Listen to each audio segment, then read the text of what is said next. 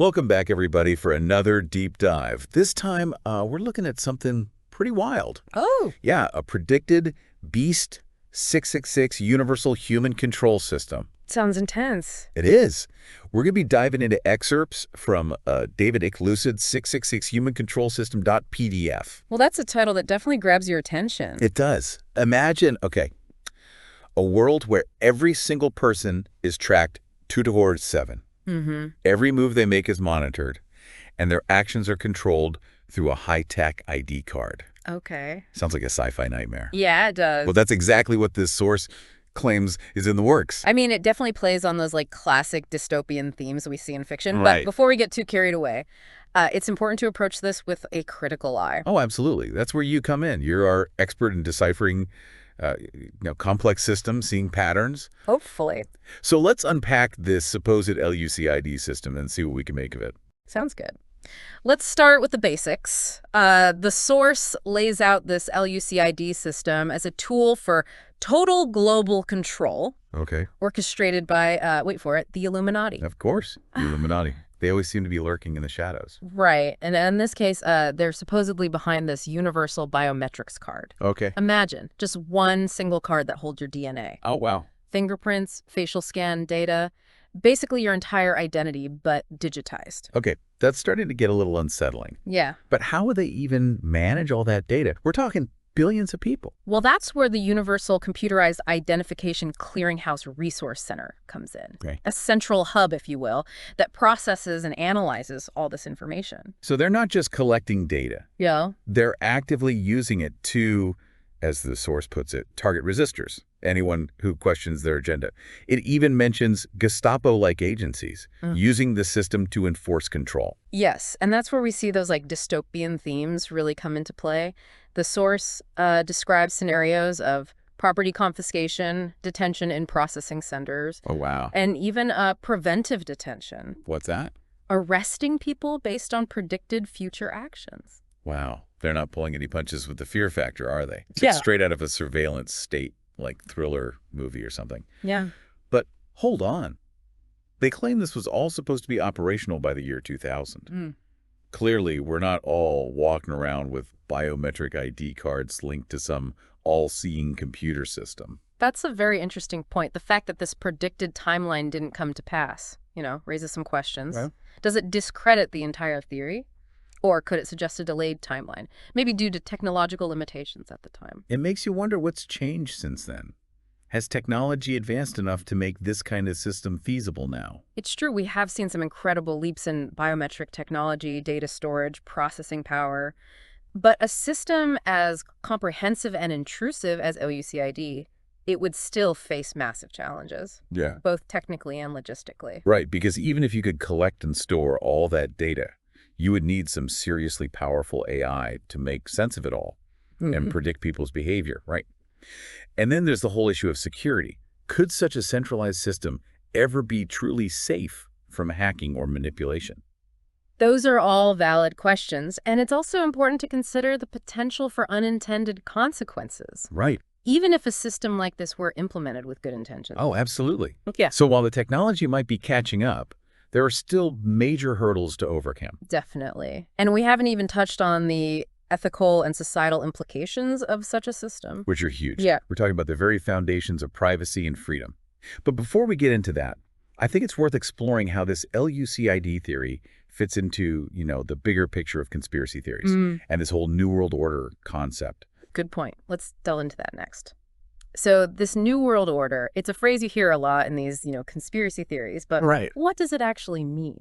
Yeah, it feels like one of those shadowy, ominous terms Right. that gets thrown around, but not always fully explained. Well, at its core, the New World Order is this idea of a secretive group of powerful elites Okay. working behind the scenes to manipulate global events and establish a totalitarian world government. Okay, so it's not just about controlling information or technology, Right. like the supposed L.U.C.I.D system. Yeah. It's about controlling the whole world. Exactly. And it feeds into a lot of those fears about globalization, loss of national sovereignty, and the concentration of power in the hands of a few.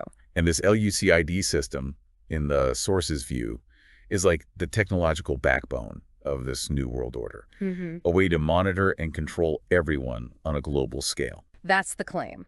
It's presented as the ultimate tool for global domination, allowing this shadowy cabal to track and control every aspect of people's lives. It's almost like a boogeyman for the digital age, isn't it? This fear of technology being used not to empower us, but to enslave us. Yeah, you hit the nail on the head. And it's interesting to think about why these kinds of theories resonate with people. Right.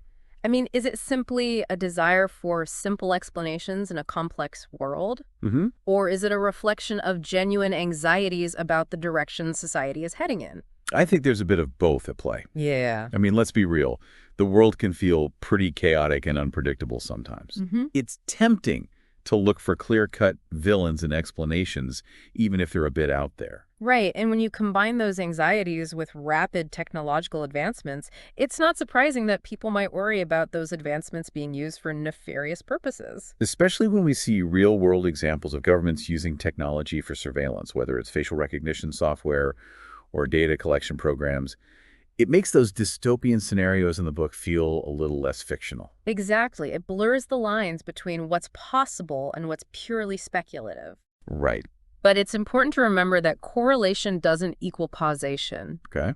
Just because certain technologies exist doesn't mean they're automatically being used to create some Orwellian nightmare. Right. We need to keep a level head and not jump to conclusions. Yeah. But I do think this source raises some valid questions about the balance between security and freedom. Absolutely. At what point does surveillance become oppressive? How do we ensure that technology is used ethically and responsibly? These are conversations we need to be having as a society. And it's not just about government surveillance. We've also got private companies collecting vast amounts of data on our online behavior, our purchasing habits, our social interactions. Right. It's a whole other layer to this issue of privacy and control. It is, and it raises questions about who owns our data, Right. how it's being used, and what rights we have to protect it. And then there's that whole biblical prophecy angle that the source brings up. Yeah. They seem to believe that this L.U.C.I.D system is a sign of the end times, a fulfillment of the mark of the beast prophecy. Right, tying this technological control system to a religious narrative. Mm-hmm. And it's worth noting that interpretations of biblical prophecy can vary widely. Right. What one person sees as a sign of the apocalypse, another might interpret completely differently. So how do we navigate these complex issues, especially when they're intertwined with, religious beliefs Right. and interpretations? I mean, it can feel like we're wading into some pretty deep waters here. It can be challenging. I think the key is to approach these topics with respect and a willingness to listen and understand different perspectives. But at the same time, we can't just shy away from critical thinking, right? Yeah. Just because something is presented as a religious belief doesn't make it immune from scrutiny or questioning. Exactly. It's about finding that balance between respecting individual beliefs and engaging in thoughtful, open-minded dialogue. And it's important to remember that even within religious communities, there can be a wide range of interpretations and opinions on these kinds of issues. Okay, so we've got this alleged high-tech control system, a shadowy cabal pulling the strings, and biblical prophecies thrown into the mix. It's a lot to process. But before we spiral down the rabbit hole any further, let's bring it back to reality for a moment. Good idea. Let's shift gears and talk about the plausibility of all of this. What evidence, if any, is there to support these claims about L.U.C.I.D? So let's talk evidence. Does this source actually, offer any proof to back up these claims about L.U.C.I.D? That's where things get a little murky. The source relies heavily on anonymous sources, vague references to government documents, but there's no, concrete, verifiable evidence presented to support the existence of this specific program called L.U.C.I.D. So we're in, conspiracy theory territory. Lots of speculation, not a lot of hard facts. Pretty much. But that doesn't mean we should just dismiss the underlying concerns altogether. Okay. Remember, even if this particular theory is unfounded, it does tap into some very real anxieties about privacy and the potential for technology to be misused. Right. It's like that saying, just because you're paranoid doesn't mean they're not after you. Right. We do live in a world with increasing surveillance, data collection, and, let's face it, a fair amount of government secrecy. Exactly. And that's why it's so crucial to be informed and vigilant. We need to be aware of the potential risks, even if we don't necessarily buy into every outlandish conspiracy theory that comes along. So let's say, just for the sake of argument, that a system like L.U.C.I.D or something similar were to exist. Okay. What signs should we be looking for? What red flags should make us go, something's not right here? Well, I think first and foremost, you want to pay attention to any attempts to restrict freedom of speech or assembly. Okay. Those are fundamental rights. Oh. Any erosion of those should be a major cause for concern. Okay, so like crackdowns on dissent, limitations on what we can say or where we can gather, that's a big red flag. What else? Keep an eye out for any significant expansions of government surveillance powers. Yeah. So if there are proposals for new laws or programs that allow for increased data collection, monitoring of communications, or tracking of individuals without proper justification, that's something to watch closely. Makes sense. Yeah. And I imagine any erosion of due process or legal protections should also set off alarm bells, right? Absolutely. If people are being detained or punished without fair trials or access to legal representation, that's a clear sign that something is amiss. It's a bit chilling to think about, but it's important to be aware of these things. So what can we do to protect ourselves and our privacy in this increasingly digital world? Well, for starters, be mindful of the information you share online. Okay. Understand that anything you post, any data you provide, could potentially be collected and used in ways you didn't intend. So maybe think twice before sharing those vacation photos with location tags or posting about your political views on social media. Exactly. And be aware of the data being collected by companies and governments. Read privacy policies, understand how your data is being used, and consider using privacy-enhancing tools like VPNs or encrypted messaging apps. And if we see something that seems fishy, we shouldn't just stay silent. Absolutely not. Speak up. Contact your elected officials. Support organizations that are fighting for privacy rights and digital freedoms.